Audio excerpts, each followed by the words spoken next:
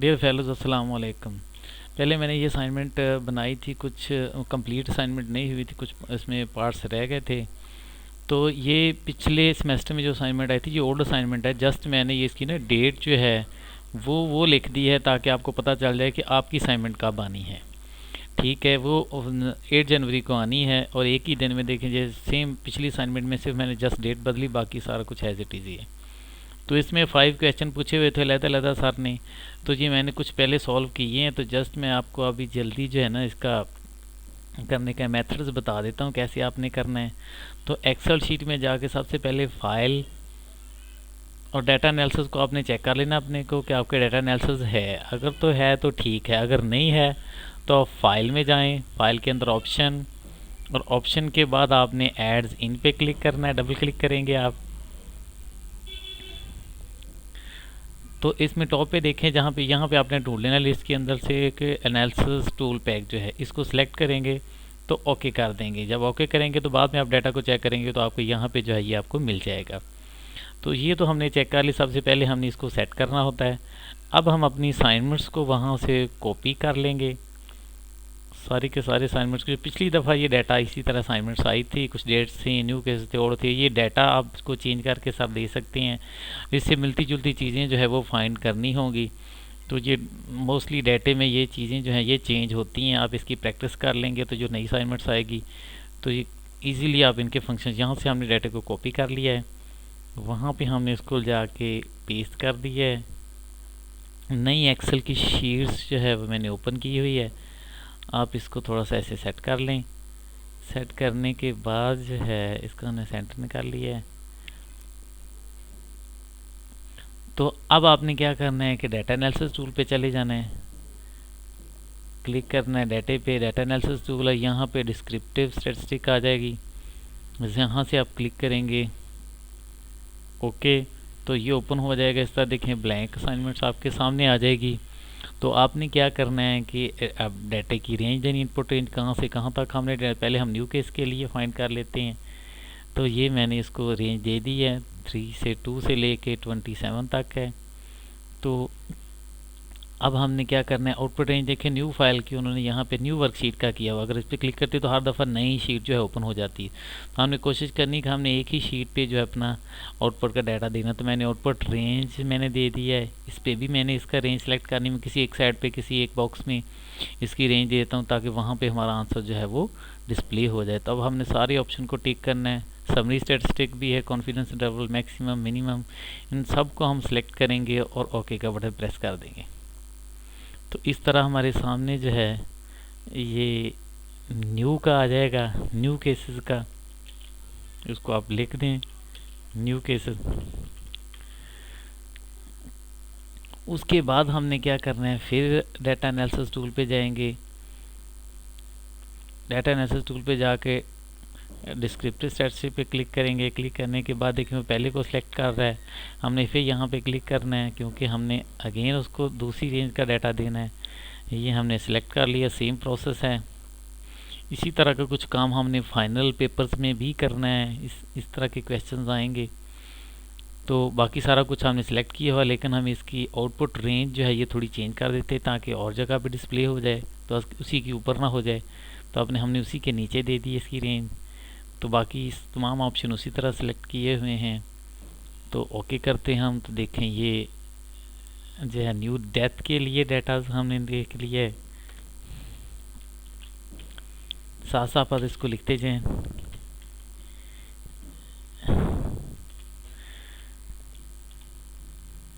Deaths के लिए आ गया है। ये दोनों पहले हमने 2 क्वेश्चन हमने सॉल्व कर लिए हैं। अब हमने तीसरे क्वेश्चन में ये था, पहले ये चीज़ रह गई थी। अब हमने find the graph of the new case. New case के लिए ग्राफ हमने बनाना है। थर्ड पे जाके तो हमने क्या करना है, न्यू केस के लिए ग्राफ बनाना है। तो हम इसके 2 ऑप्शन को सिलेक्ट कर लेंगे।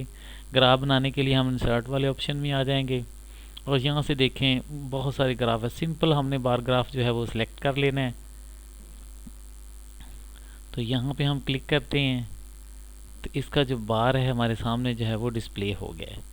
अब इसको आप चेंज भी कर सकते थे, हॉरिजेंटली बनाना आपने, वर्टिकली बनाना है तो जिस तरह चाहे हमने ये इसके लिए ग्राफ जो है ये बना ली, किसी एक साइड पे हम इसको लगा देते हैं।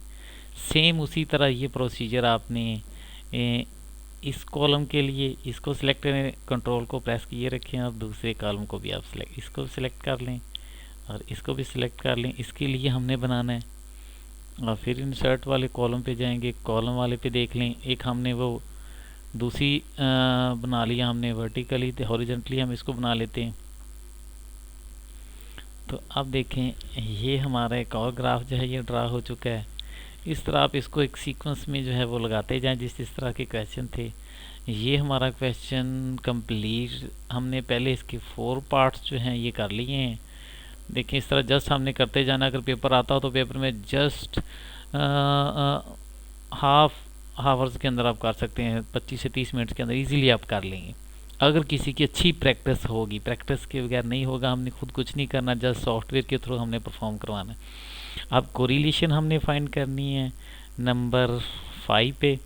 तो अब हम कोरिलेशन फाइंड कर लेते हैं। कोरिलेशन के लिए भी डाटा पे जाएंगे, डाटा एनालिसिस क्लिक करेंगे तो यहाँ पे देखें आपके कोरिलेशन वाला ऑप्शन है, इसको हम सिलेक्ट करेंगे। तो इनमें हमें इनपुट रेंज हम देंगे कोरिलेशन के लिए।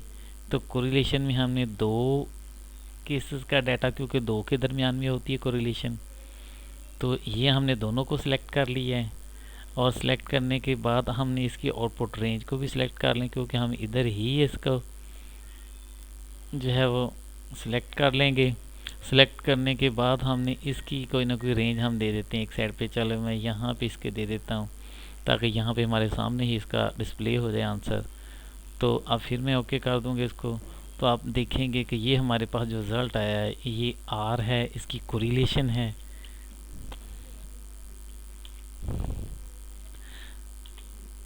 इसको आप यहाँ पे देखने साथ साथ आप क्वेश्चंस के नंबर देते जाएं, चाहे इसको नंबर 1, नंबर 2, नंबर 3 पे या हमने फाइंड किया 4 पे और ये 5 पे।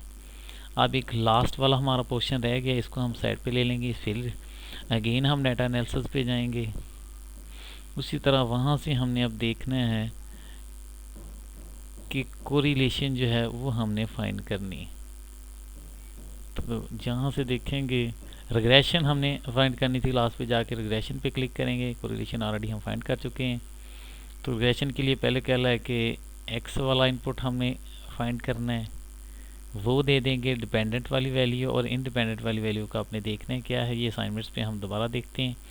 यहाँ बताया न्यू केसेस इंडिपेंडेंट वेरिएबल है एक्स, एंड न्यू डेथ जो है ये डिपेंडेंट है। तो इसको हमने देख के फिर हमने वो डाटा सेलेक्ट करना है। वाई हमारा डिपेंडेंट है, डेथ केस डिपेंडेंट है, तो हम इस पर क्लिक करेंगे तो डेथ वाला डाटा इसे दे देंगे। ये डाटा उसके अंदर ऑलरेडी आ जाएगा। फिर हमने एक्स की रेंज में डाटा जो है वो सारे का सारा सिलेक्ट कर लेंगे, ये डाटा इसके अंदर चला जाएगा। तो अब हमने कॉन्फिडेंस लेवल इसका 45 पे हम रख लेते हैं, और आउटपुट के लिए भी हम इसी शीट के ऊपर ही इसका रिज़ल्ट एक साइड पे मैं कहीं इसको डिस्प्ले कराता हूँ। इसमें काफ़ी सारी वैल्यू डिस्प्ले होंगी। ये मैंने इस पर क्लिक कर दिया है। अब एक मज़ीद आपने कुछ रेजिड्यूल ये चीज़ें अगर आप प्लॉट करना चाहते हैं तो इस पे आप क्लिक कर दें। वैसे ये सारी को सिलेक्ट कर लें, देखें क्या कुछ इसके अंदर जो है वो डिस्प्ले होता है। इसके बाद ओके करेंगे तो काफ़ी सारी आपको जो है चीज़ें जो हैं ये देखें, ग्राफ भी मिल गया, नॉर्मल प्रोबेबिलिटी का ग्राफ भी बनाया उन्होंने, इसका प्लॉट फिट भी बना दिया है। ये सारी की सारी चीज़ों को आप चेक कर लें। हमने से इसको नीचे जो है ये 3-4 ग्राफ इसके इधर आ गए हैं, ये सारे के सारे रिग्रेशन की उसने हमें दी है। तो इस तरह आपने अपनी असाइनमेंट जो है वो कंप्लीट कर लेनी है। वेरी सिंपल है, जस्ट हम उसको सिलेक्ट करते जा रहे हैं, कंबल बनाएं, टॉप पे इसकी अपनी आईडी वगैरह लिखते हैं। सेव करने के बाद अपनी जैसे हम असाइनमेंट में अपलोड करते हैं इस तरह आप अपलोड कर देंगे। और ये अगर आप इसको वर्ड फाइल में तो सिंपल आप इसी तरह एक वर्ड फाइल ओपन करें, ऊपर अपनी आईडी वगैरह लिख लें, यहाँ पे कोर्स का नेम लिख दें। उसके बाद जो है क्वेश्चन नंबर 1 लिखने के बाद वहाँ से असाइनमेंट्स के अंदर से क्वेश्चन उठाते जाएं क्या अपनी आंसर निकालना है, न्यू टेस्ट का निकालना है, उसको पेस्ट कर लें। यानी दोनों में आप एज ए एक्सेल में भी सारा रिजल्ट बना के सेव कर सकते हैं, चाहे एक फाइल पे बनाएं, अलग-अलग एक पे बना लें। यहाँ पे आपका डाटा होगा, आगे क्वेश्चंस को नंबरिंग आप दे लें, इसको थोड़ा सा सेट कर लें। और अगर हम वर्ड में बनाना चाहते हैं तो मैंने क्या करना है, एक्सेल फाइल को खोल लेना है, एज ए क्वेश्चन इसी को सिलेक्ट करें, यहाँ से कॉपी कर लें। कॉपी करने के बाद वर्ड की जो फाइल है उसमें आप पेस्ट करते जाएं। इस तरह पहला क्वेश्चन हो जाएगा। इसी तरह क्वेश्चन नंबर 2 को जो है आपने कर लेना है, यानी यहाँ से आपने कॉपी करते जाना है और वर्ड फाइल में आपने जस्ट पेस्ट करते जाना है। अपनी मर्ज़ी से आप इसको थोड़ा सा बेटर कर सकते हैं। ये दोनों आपने जो है वो अपनी मर्ज़ी है कि आप इसको हॉरिजॉन्टल, वहाँ पे मेंशन नहीं है कि आपने किस तरह इसको बनाना है। जस्ट हम यहाँ से कॉपी करते जाएंगे और वहाँ पे आपने जो है इसको पेस्ट करते जाना है। ये देखिए टोटली यहाँ पे ऐसे पेस्ट करेंगे। पेस्ट करने के बाद सारे का सारा डाटा जो है आप इसको बाद में सबमिट कर दें। यानी वर्ड में भी बना सकते हो, उन्हीं डाटे को यहाँ पे पेस्ट करें और अपलोड कर दें, तो चाहे उसको एक्सेल में रहने दें। मैंने एक अपनी असाइनमेंट जो जिस तरह बनाई थी मैं आपको दिखा देता हूँ। मैंने यहाँ पे अपना आईडी लिखा हुआ था, इस जगह पे मैंने आईडी लिखा था। बाकी ये सारी का सारा यहाँ पे डाटा साथ पेस्ट किया था। क्वेश्चन नंबर 1 देखें, क्वेश्चन नंबर 2, 3, 4 पे ये सारे ग्राफ वगैरह बनाए थे। उसके बाद 5 पे मैंने रिग्रेशन इसका निकाल लिया था। मैंने इसका साथ साथ उसको कलर करके बोल्ड कर दिया है। ये देखिए सारी की सारी असाइनमेंट इस तरह जो मैंने ये बनाई थी, मेरे कंप्लीट इसके अंदर मार्क्स थे। तो थैंक्स फॉर वाचिंग, सब्सक्राइब करें चैनल को। और इस तरह आप ख़ुद अपनी असाइनमेंट बनाएं तो पेपर में इजी होगा। प्रैक्टिस करें इसकी बार बार, कोई भी ऐसे सैम्पल डाटा ले लें और उसकी प्रैक्टिस करते जाएं, ताकि आपको जो डाटा एनालिसिस के जो फंक्शन हैं उनका पता चल जाए कि यहाँ पे किस ऑप्शन के अंदर कौन सा हमें वो वैल्यू जो है वो कैलकुलेट करके देगा, कैसे हम इसकी डायग्राम बनाएंगे। ये सारे के सारे फंक्शन है। बाज़ का वहाँ पे फाइनल पेपर में जाएं तो ये चीज़ें वहाँ से ढूंढना मुश्किल हो जाती है, हमें पता ही नहीं चलता कि किस फंक्शन के अंदर हैं। वो सिस्टम में थोड़ा प्रोग्राम का भी मसला होता है। Thanks for watching. ओके, अल्लाह हाफिज़।